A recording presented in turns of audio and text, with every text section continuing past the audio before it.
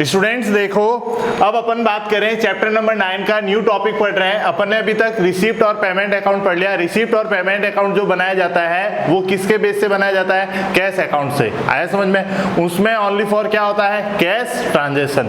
पर जब इनकम और एक्सपेंडिचर की बात आ जाए तो इनकम और एक्सपेंडिचर होता है जो भी एनपीओ है ना, अलाभकारी संस्थाएं जो होती है उनका करंट ईयर का जो अकाउंटिंग ड्यूरिंग अकाउंटिंग ईयर जो तो 1 ईयर का होता है उसमें उसका सरप्लस और डेफिसिट निकाला जाता है। क्या निकाला जाता है? डेफिसिट। अब अपन कहते थे पहले जो निकालते थे क्या निकालते थे? नेट प्रॉफिट और नेट लॉस। इसमें क्या निकालेंगे अपन? डेफिसिट और सरप्लस। कितना फायदा हुआ है और कितना घाटा हुआ है। तो स्टूडेंट्स देखो, अब अपन बात करते हैं इनकम और एक्सपेंडिचर अकाउंट में आय और व्यय खाता। तो स्टूडेंट्स ये अकाउंट किस अकाउंट से रिलेटेड होता है? नॉमिनल अकाउंट से रिलेटेड। सारे एक्सपेंसेस डेबिट में और सारे इनकम क्रेडिट में। आया समझ में? देखो फर्स्ट पॉइंट क्या कह रहा है? It is the prepaid with the help of the receipt and payment account। Students किससे? रिसीप्ट एंड पेमेंट अकाउंट से ये क्या किया जाता है? प्रिपेयर किया जाता है, मतलब बनाया जाता है। क्या किया जाता है? बनाया जाता है। क्या कह रहा है? यह खाता प्राप्त एवं भुगतान खाते की सहायता से तैयार किया जाता है। जो इससे पहले अपन ने बनाया था वो किससे बनाया जाता है? कैश अकाउंट से। और रिसीप्ट और पेमेंट से कौन बनाते हैं अपन? इनकम और एक्सपेंडिचर। फिर स्टूडेंट्स क्या कह रहा है? Only income and income payment will be right in it। क्या कह रहा है? इसमें केवल आयगत और आयगत भुगतान का ही लेखा किया जाता है। मतलब इसमें ओनली फॉर क्या होती है? जिस तरह की कोई आयगत यानी इनकम जो होती है ना, क्या होती है? इनकम जो की जाती है ना उसका, और आयगत भुगतान जो भी मतलब अपन कह सकते हैं किसी चीज के लिए अपन ने पेमेंट किया, क्या है? पेमेंट, उसका ही एंट्री इस अकाउंट में करेंगी। फिर क्या कह रहा है? Only current year income and expenditure will be return in it.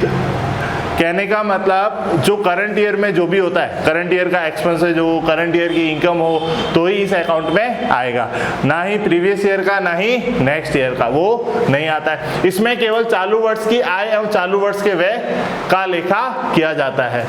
Depreciation amount has to show on debit side expenditure.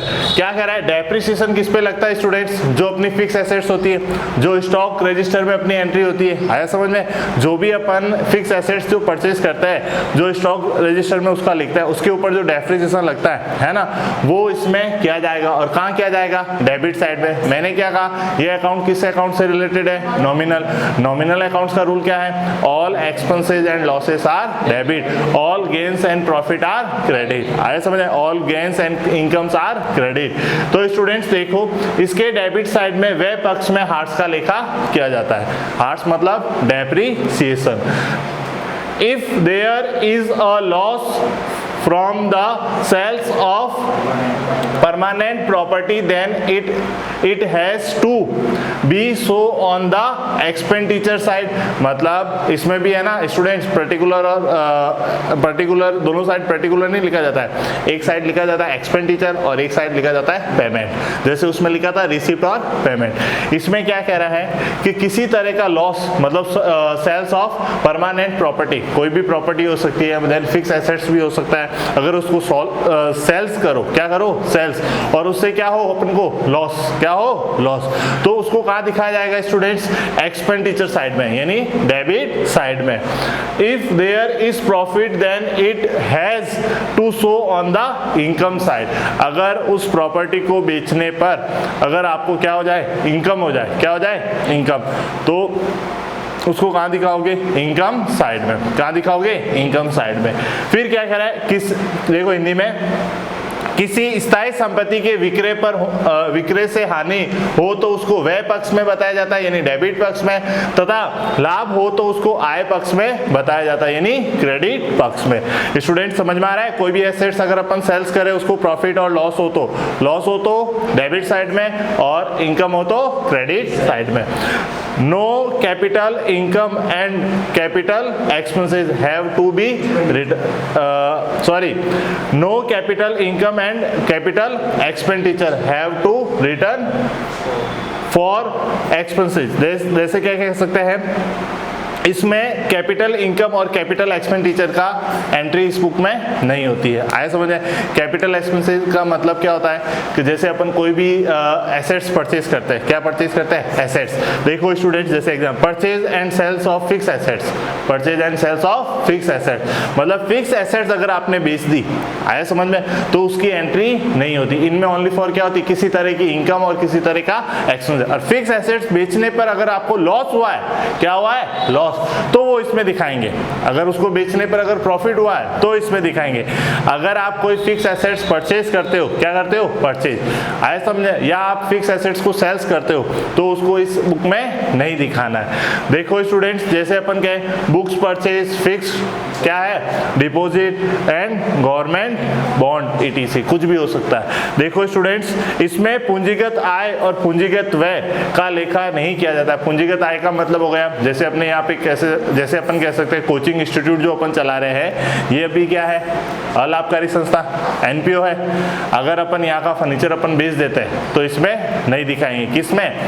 Income और एक्सपेंडिचर में। आए समझे? अगर कोई अपन एसेट्स खरीदते हैं, जैसे सपोज मानो प्रोजेक्ट खरीदा, तो उसको इसमें नहीं दिखाया जाएगा। ठीक है, देखो स्टूडेंट्स आगे क्या करें, पूंजीगत उसमें पूंजीगत आय और पूंजीगत व्यय का लेखा नहीं किया जाता है। जैसे स्थायी संपत्ति के क्रय और विक्रय का लेखा, पुस्तक क्रय, स्थायी जमा यानी फिक्स डिपॉजिट जिसको बोलते हैं, सरकारी ऋण के ऋण पत्र, सरकारी ऋण पत्र, आए समझे, इनका परचेज अगर अपन करते हैं तो इस बुक में नहीं दिखाना। कौन सी बुक में? इनकम और एक्सपेंडिचर में। फिर स्टूडेंट्स क्या कह रहा है? Life membership fees special donation should not be return. कहने का मतलब लाइफ मेंबरशिप फीस जो है, आजीविका सदस्यता शुल्क है ना, और डोनेशन, स्पेशल डोनेशन, मैंने कहा था दो डोनेशन होता है, एक जनरल डोनेशन और एक स्पेशल। जनरल डोनेशन आएगा वो एक तरह की इनकम है, और स्पेशल डोनेशन नहीं आएगा। किसी उद्देश्य के लिए जो भी दान मिलता है, तो किसी चीज को बनाने के लिए, तो वो उसमें नहीं दिखाते। स्टूडेंट्स, आजीविका सदस्यता शुल्क, विशिष्ट दान का लेखा इसमें नहीं किया जाता है। फिर क्या कह रहा है? If there is capitalisation of, क्या कह रहा है? Entrance fees, then it should not to be so in this account. देखो स्टूडेंट्स, आपको क्वेश्चन में साफ साफ कहेगा एंट्रेंस फीस, आप पता है स्कूल में एडमिशन लेने जाते हो तो तुम्हारे से एंट्रेंस फीस लेते हैं, प्रवेश शुल्क जो लिया जाता है। अगर उस एंट्रेंस फीस को वो क्या माने? कैपिटलाइजेशन। क्या माने? कैपिटलाइजेशन। आया समझे? पूंजीगत व्यय माना जाता है। क्या माना जाता है? पूंजीगत। तो इसमें इसको नहीं दिखाया जाएगा, और कैपिटलाइजेशन नहीं करता है वो। अगर क्वेश्चन में कहते हैं कैपिटलाइजेशन नहीं होता है, तो अपन कह सकते हैं इसको इसमें दिखाना है। देखो आगे क्या कह रहा है, यदि प्रवेश शुल्क को पूंजीकरण किया है तो वो इस खाते में नहीं दिखाया जाएगा। साफ साफ लिखा होगा कि प्रवेश शुल्क को क्या किया जाता है? पूंजीकरण किया जाता है। क्या किया जाता है? पूंजीकरण। तो इसको इस बुक में नहीं दिखाया जाता है। बोलो स्टूडेंट्स, कोई प्रॉब्लम हो तो आपको? कोई प्रॉब्लम? चलो नेक्स्ट आगे पॉइंट पढ़ते हैं अपन। देखो स्टूडेंट्स, पॉइंट नंबर 9 क्या कह रहा है? In this account debit side expenditure and credit side income should be सो।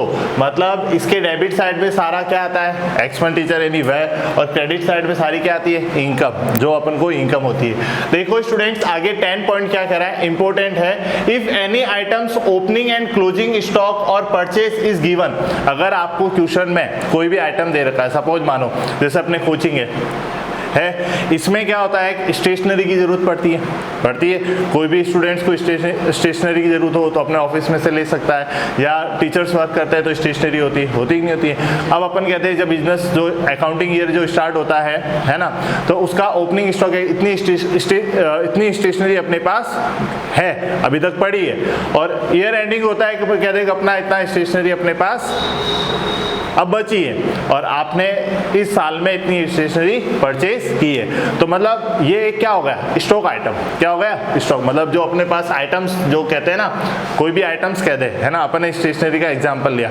तो ओपनिंग स्टॉक क्या करेंगे अपन, opening stock plus purchase minus closing stock, जो रिमेनिंग रहेगा। अब मेरे को ये बताओ स्टेशनरी क्या है, अपन जो परचेज करके लेके आता है वो एक तरह का एक्सपेंसेज है। क्या है, एक्सपेंसेज। तो कितना एक्सपेंसेज इसमें दिखाना है, तो कैसे दिखाएंगे, क्या opening stock plus purchase minus closing stock, जो रिमेनिंग अमाउंट आता है वो कहाँ दिखाना है, एक्सपेंडिचर में, क्योंकि अपन खर्च किया ना, रुपए देकर अपन स्टेशनरी परचेज करके लेके आए।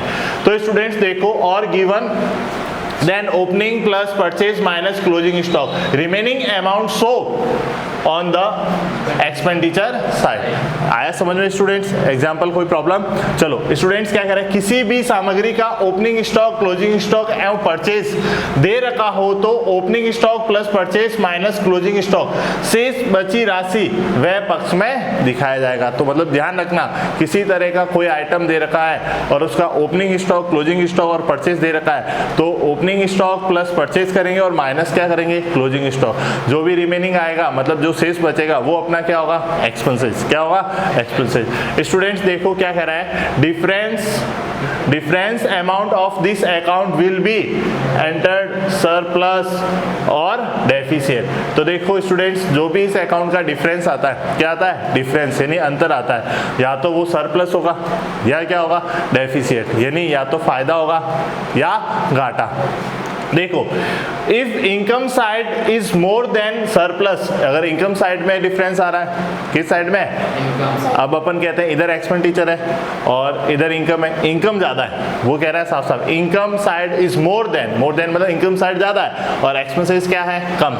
अगर डेबिट साइड डिफरेंस आ रहा है तो होगा क्या, surplus, will be written on the debit side, and if expenditure side is more than, यानी अगर आपका खर्चा ज्यादा हो गया, यानी डेबिट में अमाउंट ज्यादा आ रहा है और इनकम आपकी क्या है, कम, तो उसका जो डिफरेंस होगा वो क्या होगा, डेफिसिट, है ना। वो सरप्लस होगा यानी अधिक किया, और डेफिसिट मतलब घाटा या कमी कह सकते हैं अपन।